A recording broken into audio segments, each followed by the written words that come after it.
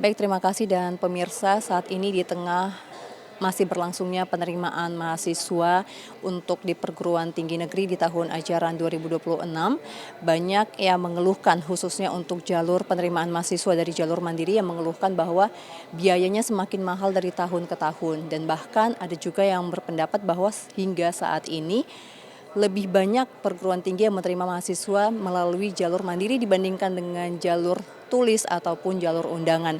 Dan tentu kita akan membahas terkait dengan bagaimana masyarakat mulai meresahkan adanya komersialisasi dari penerimaan dari jalur mandiri di perguruan tinggi ini. Sudah bersama dengan kami Bapak Fortasan Ali Yusuf dari fraksi Nasdem daerah pemilihan Banten 2. Bapak, kalau kita melihat bahwa sekarang masyarakat makin mengeluhkan dari tahun ke tahun penerimaan mahasiswa di jalur mandiri itu biayanya semakin tinggi.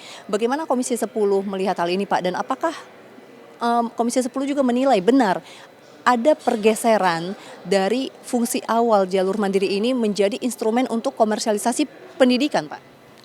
Ya, eh, hari ini memang kebetulan kita sedang rapat dengar pendapat umum dengan eh, para guru besar yang kebetulan ini adalah mantan-mantan ya, mantan penyelenggara dari SPMB itu sendiri. Kita tahu bahwa dalam penerimaan SPMB di Indonesia ini secara garis besar itu dibagi tiga. Pertama jalur undangan, kedua adalah tes berbasis komputer. Nah yang ketiga ini adalah namanya jalur mandiri. Nah jalur mandiri ini banyak di breakdown lagi nih. Di breakdown laginya itu banyak, mandiri ini itu banyak sekali. Yang disayangkan adalah jalur mandiri ini bergeser memang ya. Dari tujuannya sebetulnya adalah memberikan kesempatan perguruan tinggi itu untuk lebih banyak mengakomodir gitu ya di lingkungan sekitar kampusnya, sebetulnya awalnya gitu. Karena dengan jalur itu mahasiswa-mahasiswa yang ada di sekitar kampus itu bisa diterima. Tapi faktanya adalah ini diduga ya jalur mandiri ini adalah jadi bahan permainan ya antara kampus sama masyarakat yang mampu memberikan kontribusi lebih besar. Nah, terutama adalah untuk jurusan-jurusan favorit ya. Nah, mereka bahkan berani menyiapkan formulir untuk memberikan sumbangan, bahasanya sumbangan, tapi dengan sumbangan yang tertinggi mereka yang diterima. Nah, ini yang kita sayangkan. Oleh karenanya ini perlu ditinjau ulang. Nah, saya sih mengusulkan dalam SPMB ke depan itu kita hargai prestasinya, ya, kita hargai prestasinya, baik itu akademiknya atau non akademik dan lain-lainnya.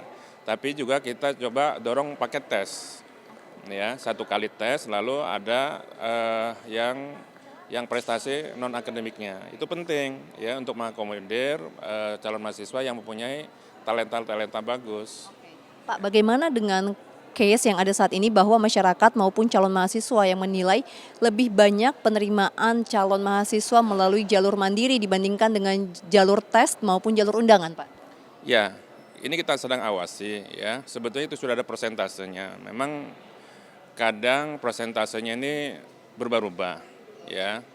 Ada yang jalur undangan itu 20%, kemudian yang jalur berbasis tes itu 30%. Jadi sisanya itu memang bisa juga diperuntukkan untuk yang mandiri sekitar 50%. Nah, jadi di sini udah kelihatan tuh ada peluang yang lebih besarnya gitu. Nah, sehingga kita tutuplah celah yang ini nih, kita dorong semuanya, jalurnya jangan terlalu banyak. Ya, kalau perlu cukup dua lah. Saya secara proporsi dua cukup ya, memberikan peluang yang lebih besar juga.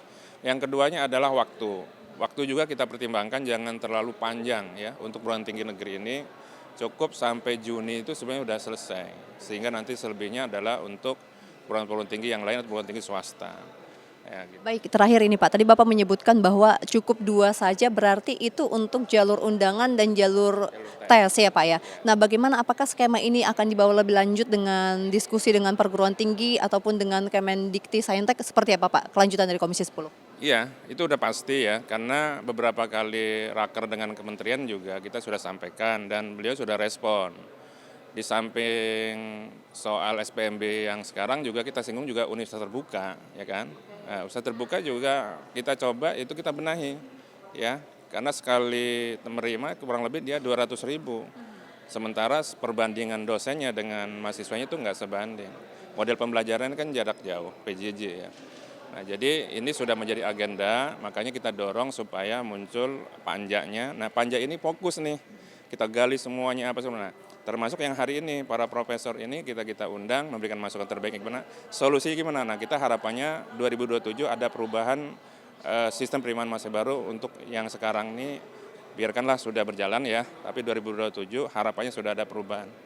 Baik Pak Furtasan, terima kasih untuk waktunya dan tentu pemirsa demikian hasil diskusi kita dan tentu diharapkan bahwa Komisi 10 bisa menjadi perpanjangan tangan dari keresahan masyarakat maupun calon mahasiswa yang ada saat ini di Indonesia dan diharapkan tentu secepatnya akan menemukan jalan keluar dan mengembalikan kembali ranah dan juga fungsi sesungguhnya dari penerimaan jalur mandiri untuk masuk perguruan tinggi negeri. Saya Elisa Purba, sekian kembali ke studio.